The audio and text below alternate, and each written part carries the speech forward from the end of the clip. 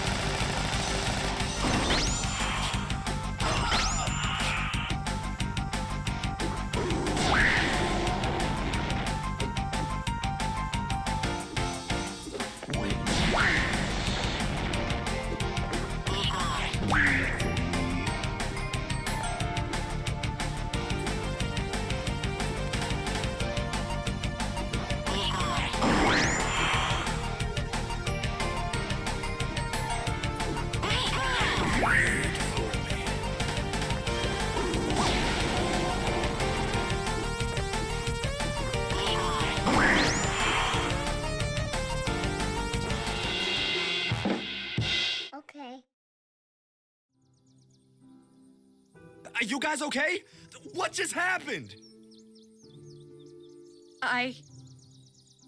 Holy shit! Did you guys see that?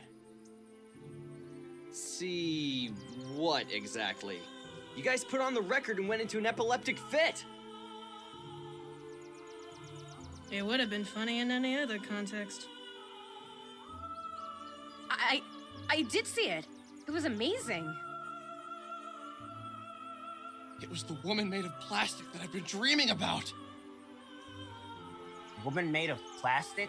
What does that mean, Alex? She's like an android or something, but she's like plastic. That's happened to you before? Yeah, like once or twice. It's been a recurring dream or something. But the entities that were behind the camera, she destroyed them so easily, and that wasn't Banish she was using. Do you think she's still in danger? She was stuck in the van. If she could destroy the entities so easily, I don't think there's much danger she could be in. But we need to find her. That's why the entity who was living with me had us play the record, right?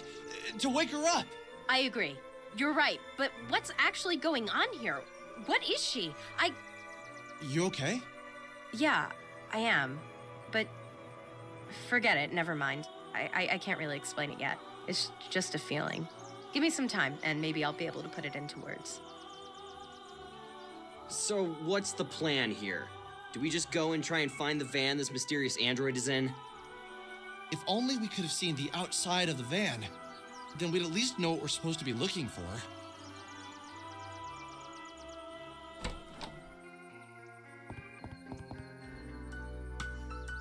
Hey, Alex, do you have a minute? What's up? I was wondering if we could go somewhere and talk for a bit. There's been something on my mind, and yeah.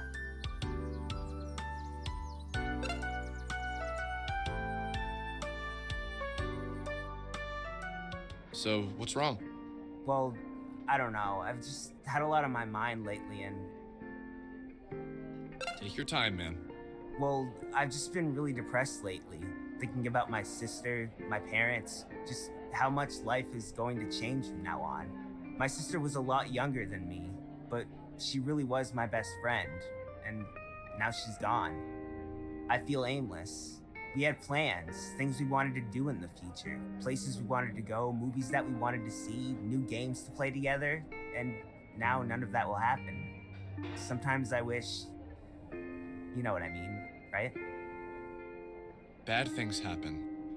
But life has to move on, right? You don't have your sister anymore, but you have all of us. Michael, me, Vela, Chandra, Claudio.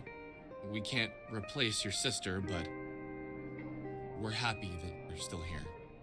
If you had become a soul survivor, then we never would have met you, and that's really depressing.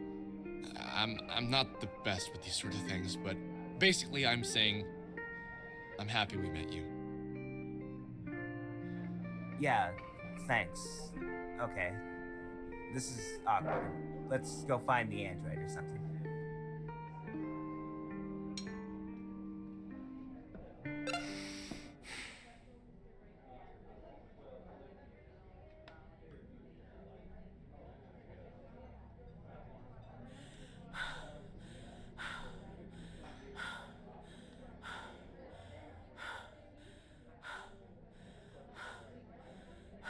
Mwah.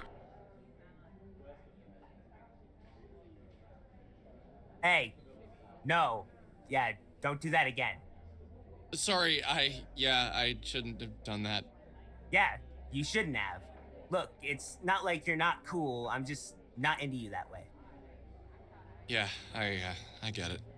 Sorry.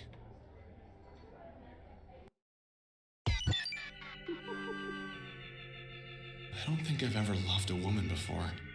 Not romantically, at least. I love my mother, and I love my sister, and my cousins, my female friends. I love them, but not in the way that's filled with a romantic sense of love.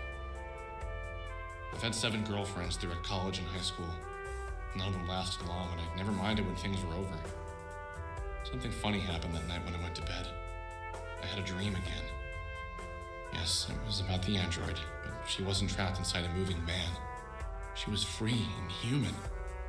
In my dream, I knew her very well. We'd been together for a long time. We weren't old. We didn't get old. I knew inside my heart how well she treated me. I knew, for the first time, she was the only woman I'd ever treated well. Inside my dream world, she entered my dreams. She entered my thoughts. She filled up every part of my mind, even the parts I wanted to hide away. She was like the old Bruce Lee quote, "Be like water."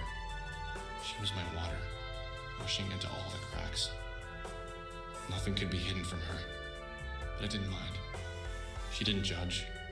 She didn't have a place to judge. She, unlike all other humans, was aware of human flaws. She didn't pretend we didn't think about hatred, violence, jealousy, sex. I was a person. She got that. Now, if only she was too. She is, and always will be, a woman made of plastic.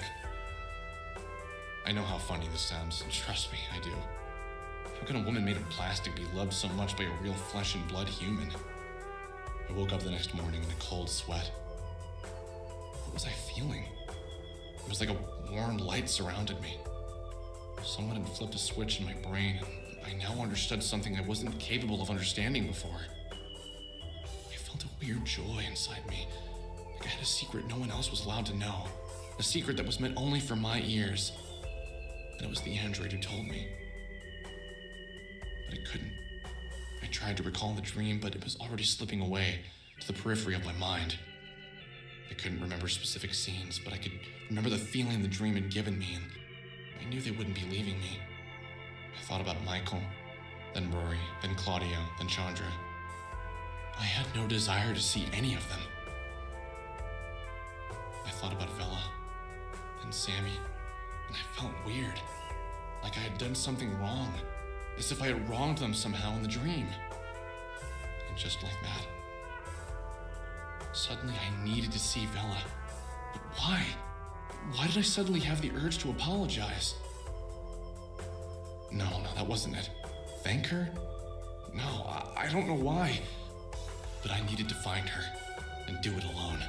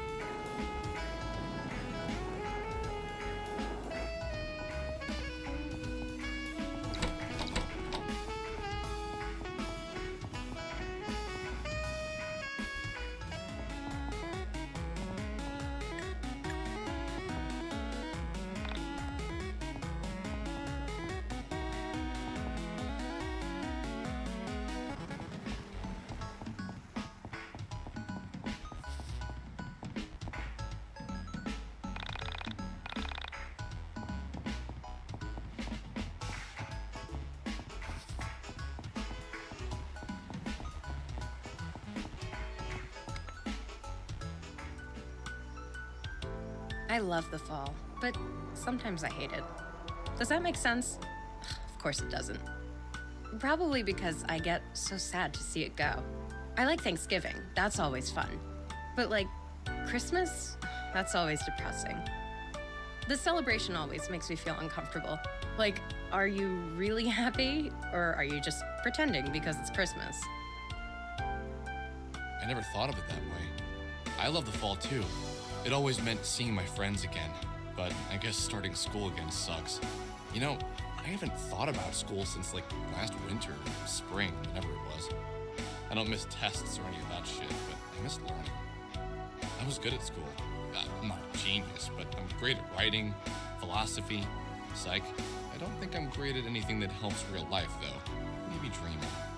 I have a lot of dreams. things I want to happen. Now, if only they'd be grounded in reality. What's that thing they say about dreams and poets? We're sad sacks. Something like that. Can I ask you a serious question? Go for it, Ginger Boy. What was your world like? The one you came from? You know, I don't think anyone has asked me that since I've been here. Wow. I try not to think about my old reality, but it really wasn't all that bad. Things are mostly the same. We had more cows, though. Lots of cows. And the music? Different. Your metal is our pop. Isn't that weird? My mother would love your thrash metal. We also didn't say the 90s. We called it the end times. Isn't that funny? We all joked that 2000 would be the end of the world. That and, well, this is gonna sound weird, but we don't look at death the same way. In this reality, death is like giving up or making a mistake. How can you fault someone for dying? We all publicly acknowledge that when someone dies, you're sad for yourself, not for them.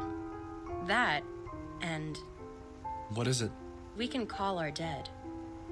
When my grandmother passed away, I was 12. I've spoken to her once a month for the past 12 years. There are phones, special phones. You put in money, dial the social security number of your loved one, and for 3 minutes, you can speak to them. You can talk to them about anything, with one exception. Under no circumstances are you allowed to ask about where they are and how they're feeling. If you do, they lose their phone privileges forever, and you have a 10-year hold on your account. What? Like, for real? Yes. And we never dream. I didn't know about dreams when I first came here. I had my first dream the night before I met you. Must be fate. We also don't have fate where I come from. I think we never put ourselves in that sort of box. You take away your own freedom by even pretending things like that might exist. What did you see when you traversed the soul space? What was it like? I don't have the talent with words to explain it. It's something you should see for yourself. What? Leave my body? I don't think I could ever. Maybe not, but... Okay, look at it this way. Before I traveled the soul space, I was a different person. Someone who got hurt by someone.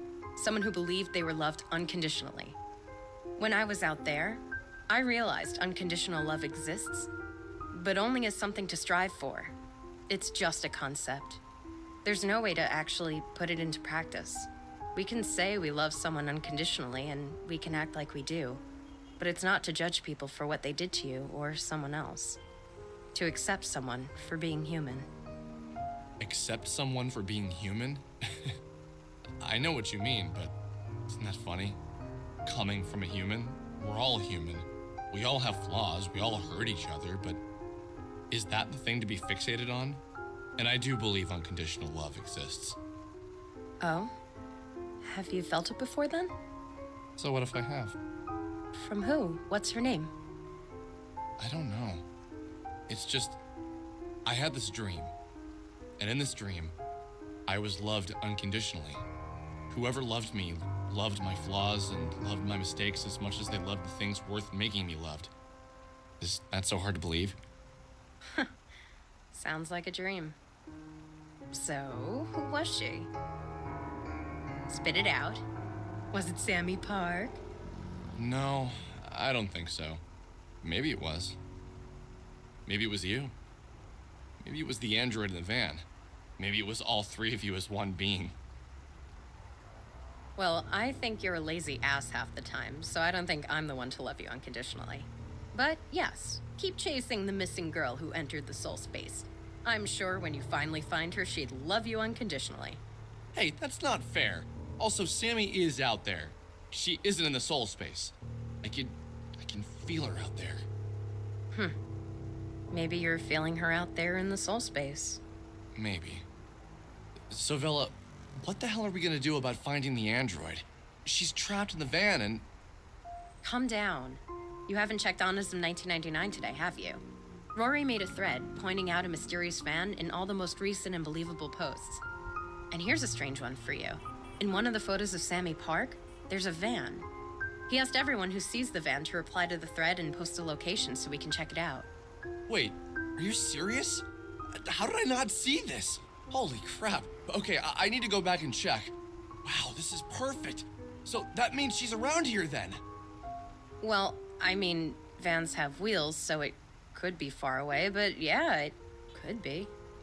We're gonna need a car. How else can we catch up to it? Do you have a car? No.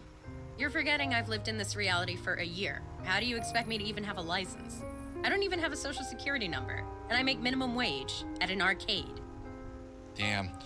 I wonder if Mom would let me borrow hers. Claudio has a van. You could ask him if he'd drive you around. He's a cool guy.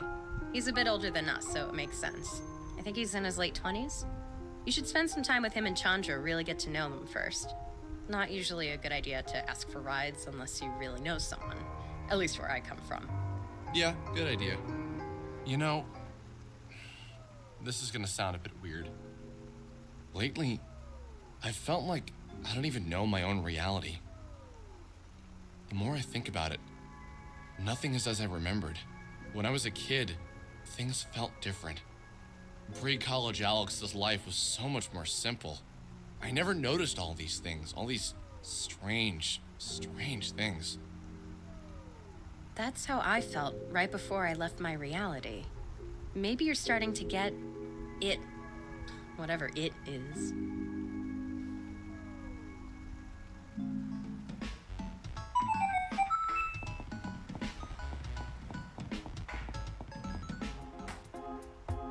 Hey, Claudio. What's going on, man?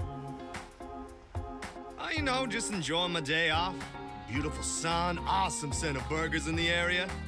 It's a pretty nice town, man. Yeah, Franklin's all right. Days off at the record store must be great. I never worked retail, but I imagine it blows.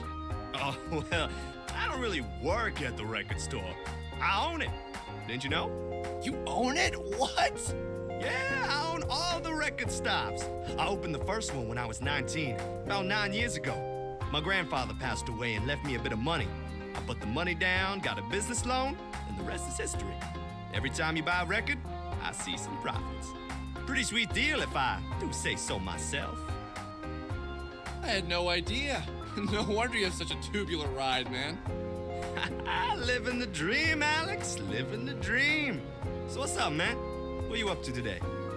Well, I wanted to ask you if you drive when we go to look for the android.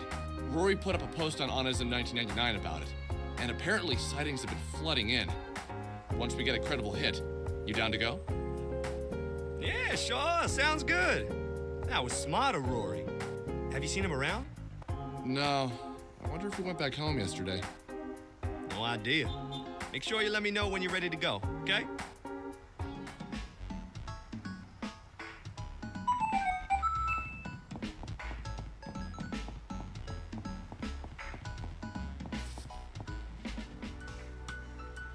Hey, Alex, what you up to? I've just been hanging out, thinking about the android. So that's your thing, right? You wander around all pensively, thinking about unobtainable women? Wow. I never thought of it that way. Holy cow. Easy there. I was only kidding. Do you have any leads on it? Not really. I was thinking we should all get together and talk through what we know so far. Bella pointed out that I don't know you and your brother so well, so I thought I'd change that. What would you like to know? I'll let you ask 2 questions. You want to know about my outfit? Okay. You're strange, Alex Eagleston. But I'll bite. Last Christmas, me, Claudio, and my parents went to Japan for Claudio's birthday. We stayed in Nakashibetsu with my dad's coworker. His parents left him their house when they passed away. We stayed there from mid-December to mid-January. I remember feeling scared arriving in Japan. I knew the culture shock was going to be one thing, but I didn't really know what it meant to immerse myself in another culture. The first 2 weeks, I hung with my parents while Claudio wandered around, coming back each night with crazy stories about the girls he was meeting and the fun he was having. That's the amazing thing about my brother. Even in a small town like Nakashibetsu, he can find people to inspire. His happiness is infectious sometimes. Doesn't help he's such a nerd. I'm a bit of a shy person, you know? But eventually I realized that people are the same in every country. I made a friend. Her English was terrible, even worse than my Japanese. So we started hanging out. And long story short, she bought me this on the last day of our trip. Have you ever heard of Syndrome de Paris or Paris Shokugan? It's a psychological disorder affecting Japanese people who vacation in Paris. People who have this hallucinate, get delusional, feel persecuted. It's like extreme culture shock. That's what I felt. Except I wasn't Japanese and I wasn't in Paris. I was an American in a tiny Japanese town. It took me a while to get over my fears, but when I did, I made a great friend in a girl named Bera. Bera taught me how to hula hoop, and for 3 weeks straight, we bonded over it. Sometimes, all it takes is one cool person to pull you out of your shell, you know? I've never heard of that before. That's crazy. Oh, didn't I tell you I'm doing my master's in psychology? I want to work with kids, mainly foreign kids, and help them adjust. That's what I'm doing my thesis on.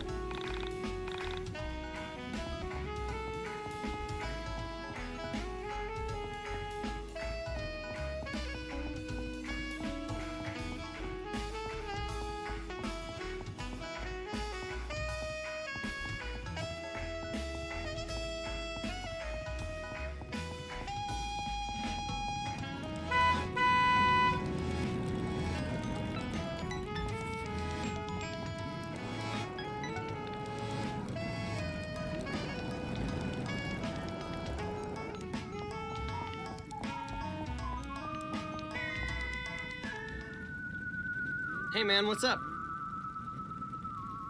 So, Rory put up a thread on Onism 1999 looking for the van that has the android.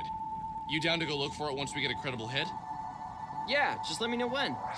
Okay, I'm gonna go check out the post again. In about an hour and a half, let's meet up at Burger Joint. Claudio has this van there and he's ready to go once we pick a place to hit up. Okay, sounds good. I'll let the others know. Oh, do you have Rory's number? I tried messaging him on Onism, but haven't gotten a hit yet. Nah, never bothered to get it. We can swing by and pick him up on the way if we want. That's a good idea. He was pretty bummed yesterday when I last saw him.